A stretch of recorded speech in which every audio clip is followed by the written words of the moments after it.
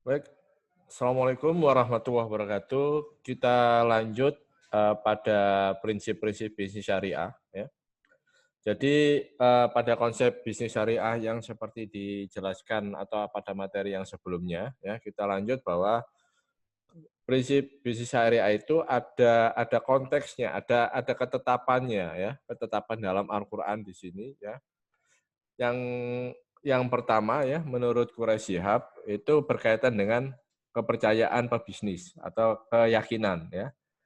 Ada perbedaan antara ya, antara kita pebisnis yang dia yang konvensional, berkaitan konvensional dan dia yang syariah itu pada hal dasar pada keyakinan, konteksnya berbeda ya. Yang untuk yang dia bisnis syariah, keyakinannya atau kepercayaannya itu dia pertama memiliki niat ataupun motivasi untuk mencari dan menafkahkan hartanya dengan tujuan ibadah. Jadi ini juga nanti dalam penjelasan lebih detailnya itu juga berkaitan dengan apa yang sudah kita baca, apa yang kita baca tiap hari ya.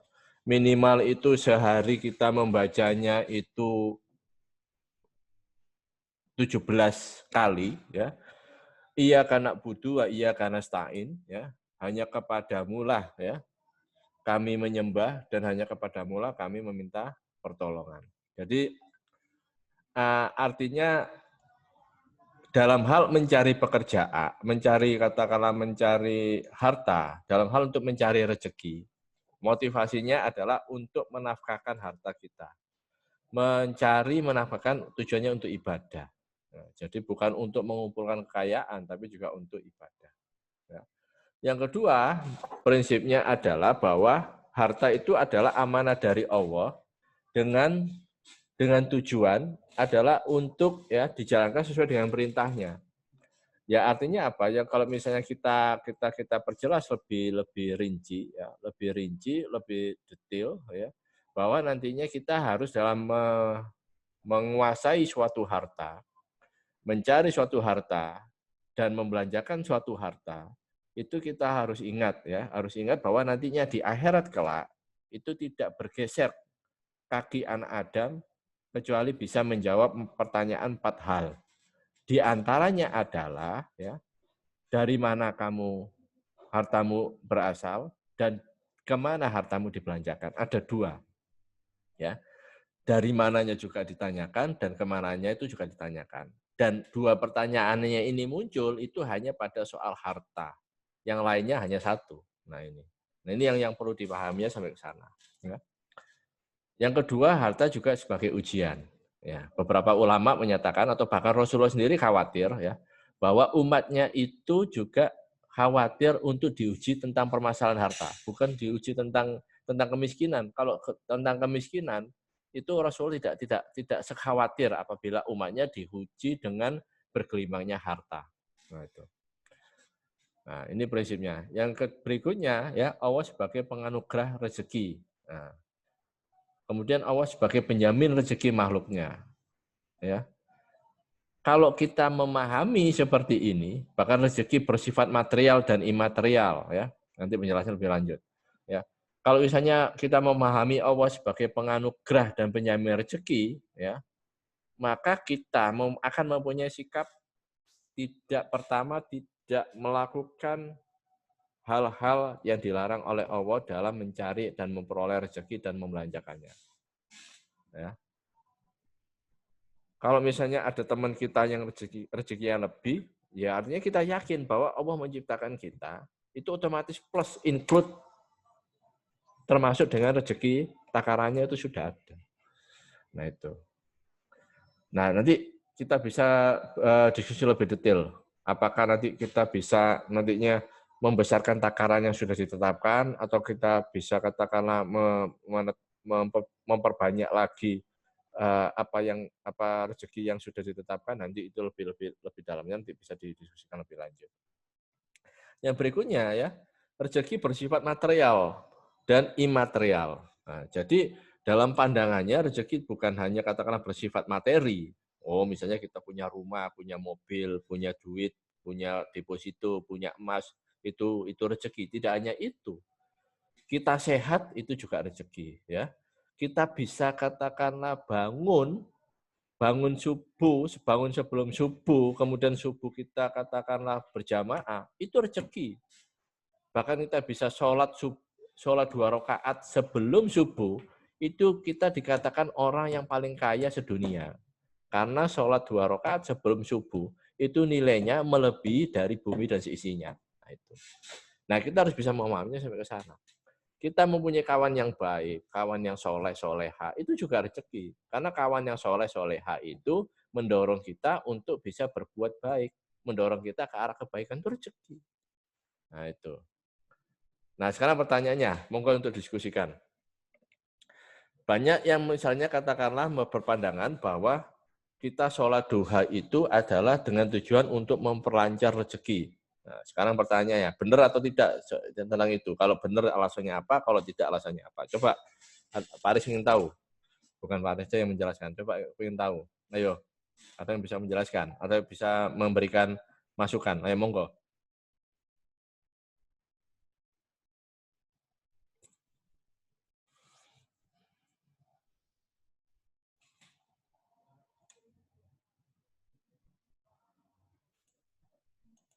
Monggo, mbak-mbaknya, mas-masnya. Banyak yang menyatakan atau beranggapan bahwa kalau kita melaksanakan sholat duha, itu tujuannya adalah untuk memperlancar kita dalam hal rezeki. Nah, coba benar nggak pandangan seperti itu? Mbak Rizky, Mbak Aneta, Mbak Yosi, Mas Baron, monggo. Mas Imam, ya, Mas Sofik, Mbak Indah, monggo. Mas Antoko, Mas Riki, Mbak Evrika, Mbak Nur Sedatul, Mas Ilham.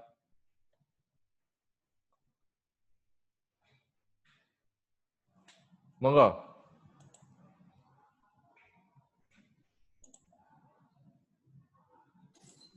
Halo, assalamualaikum warahmatullahi wabarakatuh. Waalaikumsalam warahmatullahi wabarakatuh. Silakan.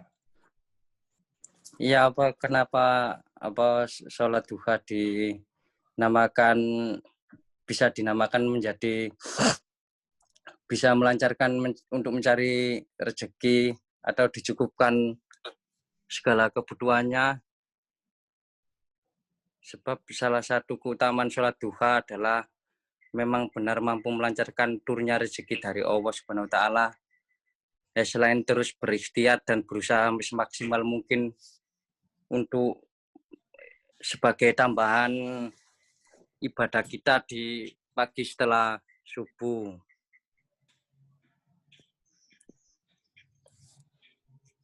Baik. Dan terus apalagi, ya, Mas? Dan apa tadi?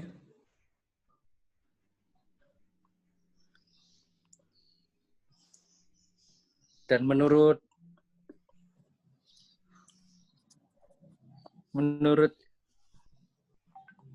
Uqbah bin Amir al-Junaid Juhani radhiyallahu an, inna wa azza wa jalla yaqulu, inna wa azza wa jalla yaqulu ya ibna adama fini awalan nahari bi arba'i rakaatin akfika bihinna akhir yaumika,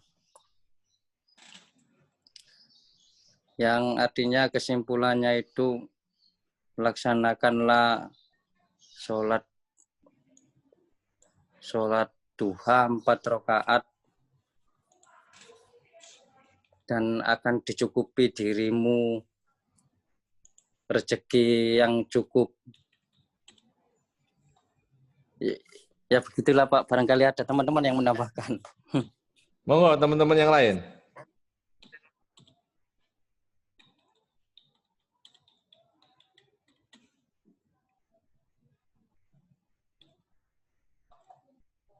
Monggo teman-teman yang lain.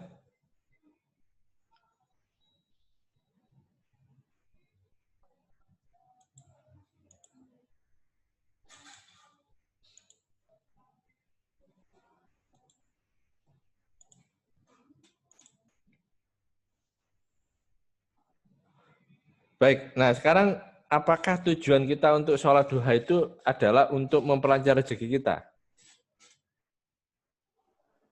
Tidak, Pak. Nah, terus apa? Hanya untuk ibadah kepada Allah, Pak. Nah, terus kemudian setelah beribadah bagaimana? Setelah beribadah, maka Allah itu menjanjikan kepada kita untuk agar memperlancar rezeki kita.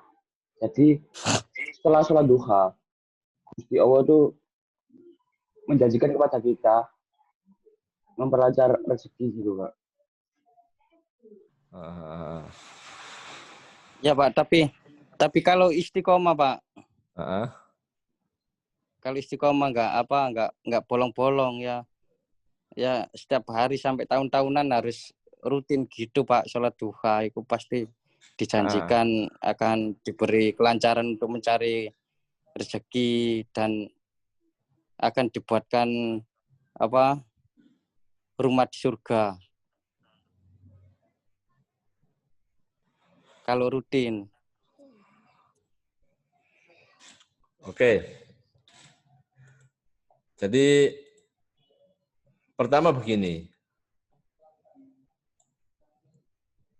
dalam hal beribadah, dalam hal beribadah, kita dalam kaitannya hal ini, jangan dikaitkan dengan adanya materi yang ada di dunia.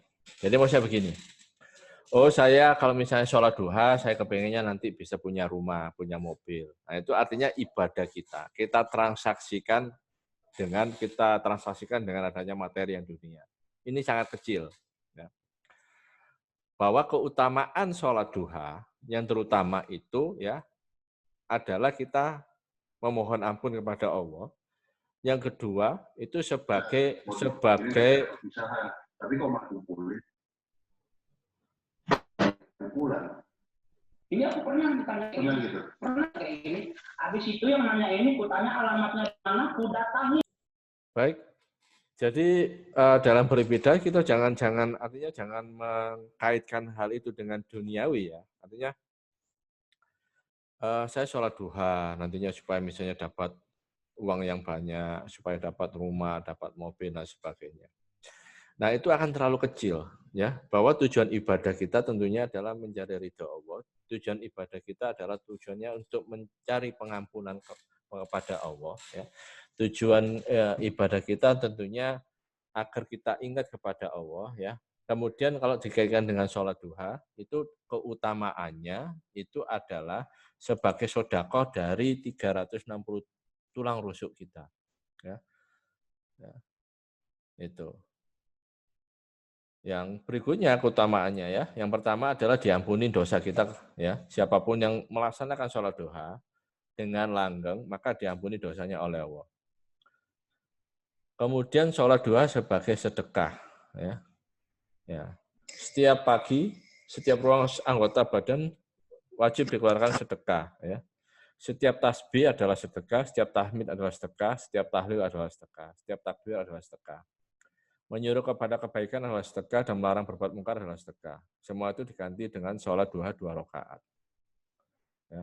Sholat duha juga bisa membawa kecukupan rezeki. Kemudian memperoleh pahala layaknya haji dan umroh.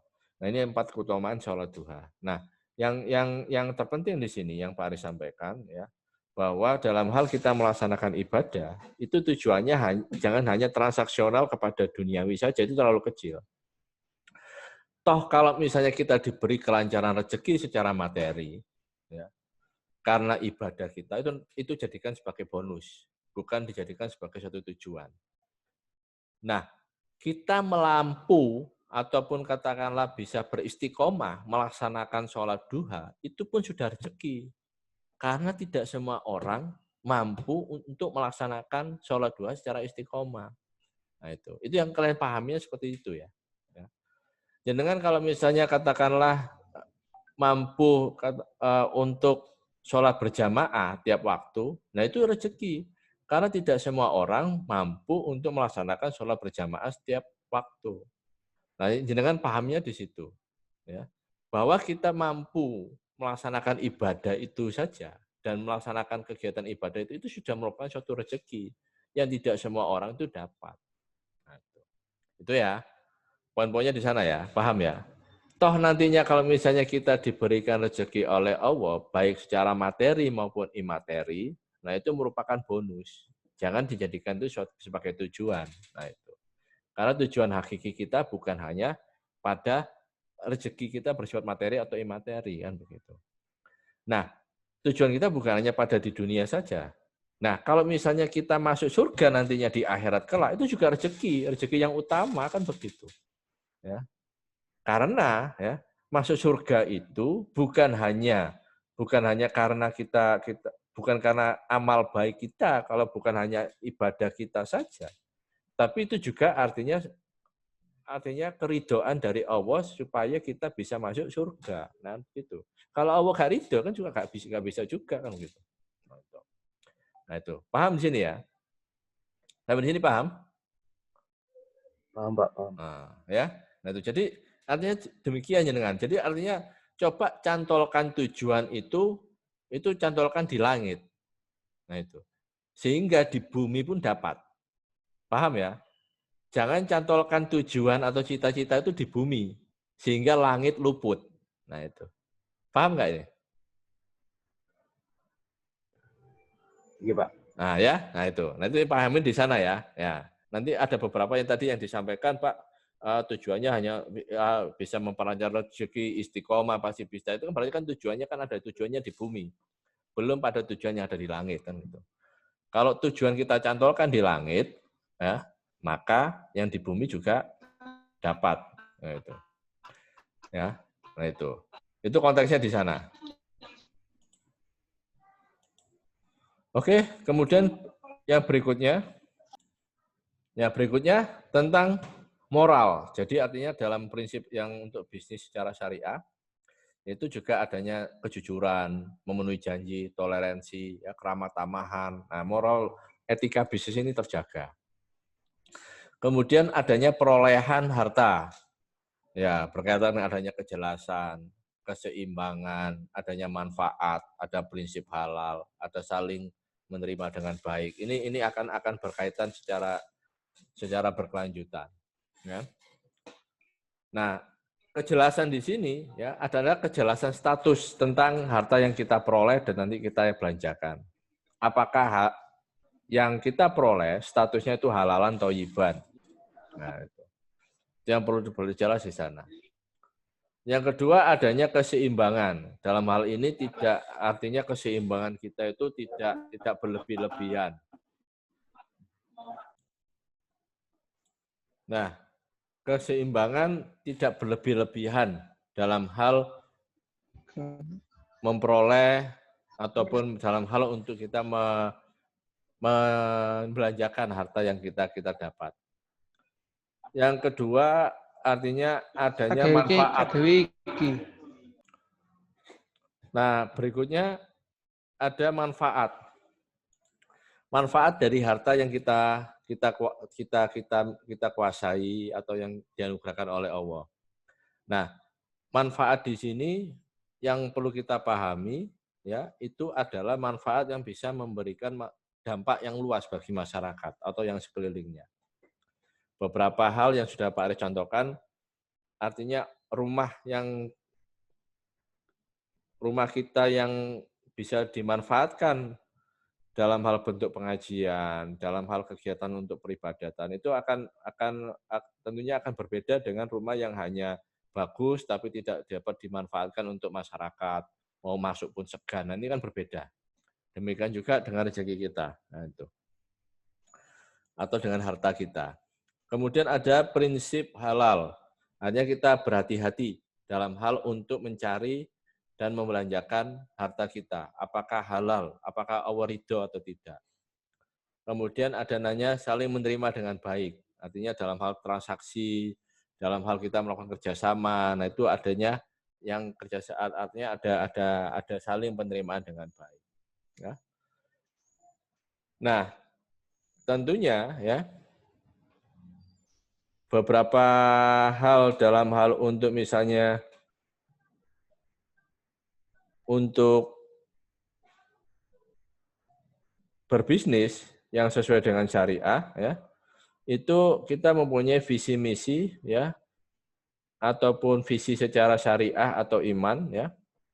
Kalau misalnya katakanlah secara konvensional itu kita kalau visinya kalau syariah itu iman, kalau misalnya konvensional itu ideologi komersial. Jadi tujuannya hanya pada sebatas materi atau harta. Misinya ya itu amal ibadah, ya. Kalau konvensional itu profesionalisme dalam produksi atau profesionalisme dalam kita melakukan pekerjaan.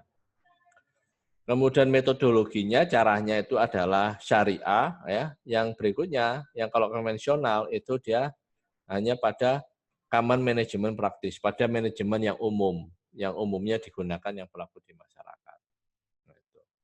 Nah, di sini yang perbedaannya antara yang kita melaksanakan bisnis itu secara syariah maupun secara konvensional. Nah, yang hasil yang diharapkan ya kalau konvensional itu seimbang dalam optimalitas, jadi hasilnya itu harus optimal. Kalau syariah itu tujuannya itu keseimbangan pasar ya. Artinya adanya efisiensi dan keadilan. Jadi artinya harta itu bukan hanya milik kita saja, tapi harta itu bisa bermanfaat bagi orang lain. Para sahabat dulu artinya juga orientasinya bukan untuk memperkaya diri, tapi justru berlomba-lomba fastabil khairat untuk kebaikan, artinya untuk membelanjakan ke jalan Allah. Dalam hari ini bisa sodako kepada fakir miskin dan kepada orang-orang yang belum mampu. Nah, ini. Ya. Kemudian hasil yang diharapkan konvensional yang lain itu adalah optimalisasi sumber daya, sehingga efisien dan bisa menghasilkan kontinuitas atau keberlanjutan. Sementara yang untuk syariah itu ada ad-din, ada keimanan. An-nafas, artinya ada jiwa di sini, bukan hanya katakanlah secara fisik saja yang kita kejar, tapi ada kebutuhan secara kerohanian yang bisa kita peroleh. Ya, itu. Kemudian ada al-akal, ya, ada akal, ada an-nasl, ada keturunan, ada al-mal. Jadi artinya secara komprehensif dalam artian ada pemenuhan kebutuhan, ya baik aja bukan hanya katakanlah peningkatan tentang keimanan, peningkatan tentang kejiwaan, peningkatan tentang kebutuhan akal kita, maupun kebaikan bagi keturunan kita, maupun kebaikan atau kemanfaatan bagi kekayaan kita. Nah, itu.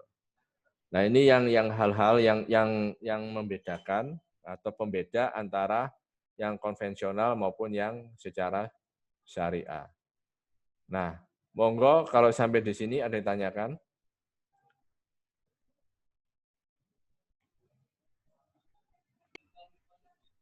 Saya mau tanya, Pak. Monggo. Monggo, Mas. Masih. Itu kayak gimana, Pak?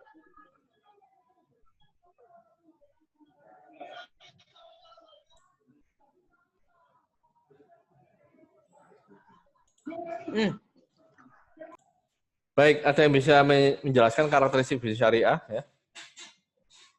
Nah, karakteristik bisnis syariah itu ya, tentunya di sini beberapa pendapat yang dinyatakan ya. Yang pertama itu kan yang sesuai dengan syariah. Yang sesuai dengan syariah itu bagaimana sih definisinya? Nah, ada beberapa definisi yang dijabarkan, beberapa pendapat menyampaikan ya. Yang pertama tidak memberikan komisi atau hadiah dalam hal lobby bisnis. Nah, ini termasuk suap ya. Kemudian tidak memakan riba, jadi tidak berhubungan dengan riba, bunga bank dan sebagainya. Kemudian tidak ingkar janji ya. Kemudian segala macam kegiatan produksi, baik itu input, proses maupun output bebas dari jasa haram. Ya.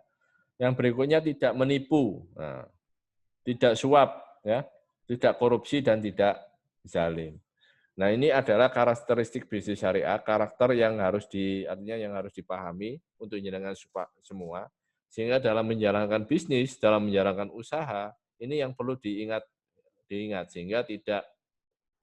sehingga tidak terprosok dalam kegiatan-kegiatan yang dilarang oleh syariah agama. Nah, seperti itu penjelasannya. Monggo yang lain kalau ditanyakan. Atau Mas Alvan, sudah paham sampai di situ? Pak, mau tanya, Pak. Silakan.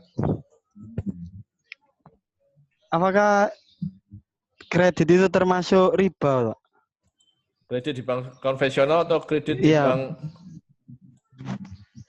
Bedanya apa, Pak? Kredit di bank syariah sama di bank konvensional. Dan apakah kalau kan kredit kan di bidang jasa kan, Pak, hitungannya. Ya. Kita memberikan pelayanan. Apakah itu mencari keuntungan di situ itu dengan memberi bunga, apakah termasuk riba? Baik. Kalau misalnya katakanlah kredit kita itu di bank konvensional dengan bank syariah itu jelas berbeda. Dari akad kreditnya sudah berbeda. Ya. Perbedaannya ya, kalau di bank konvensional itu artinya menetapkan pada suku bunga. Jenengan mau usaha, mau apapun usaha itu untung maupun rugi juga harus membayar bunga. Kemudian apabila tidak mampu membayar cicilannya, maka tunggakannya itu nanti berbunga lagi. Jadi bunga berbunga atau multiple bunganya ya, multiple katakanlah bunganya itu dia berbunga lagi nah itu. Nah, sedangkan di bank syariah itu di situ adalah ya dalam hal untuk akadnya bukan akad dia untuk pada bunganya, tapi akadnya bisa akad jual beli. Misalnya dengan bisnis buka warung kopi, kebutuhannya adalah peralatan dapur, peralatan untuk cangkir, peralatan untuk piring dan sebagainya. Nah, akadnya itu jual beli. Artinya apa? Pihak perbankan yang membelikan artinya semua kebutuhan jenengan tadi, kemudian nanti katakanlah harganya 25 juta semua kebutuhannya, kemudian pihak bank menjual ke jenengan barang-barang tadi dengan akad jual beli dengan presentasi margin tertentu, misalnya marginnya 10%. Jadi 25 juta ditambah 10% itu sekitar 2,5 juta dicicil selama 2 tahun. Nah, itu namanya bedanya di sana. Sehingga artinya apa? Berarti kan akadnya jual beli, bukan akad untuk dia pinjam meminjam yang dia berbunga. Ini yang membedakan itu di situ. Ya Mas ya. Paham sampai di sini? Berarti perbedaannya cuma di akadnya, Pak ya? Bukan jadi hanya itu. Niatnya berbeda. Ya, nanti akan lebih lanjut lagi ya. Insya Allah lebih luas lagi. Ya. Paris cukupan dulu ya. Baik, Assalamualaikum warahmatullahi wabarakatuh. Waalaikumsalam. Waalaikumsalam.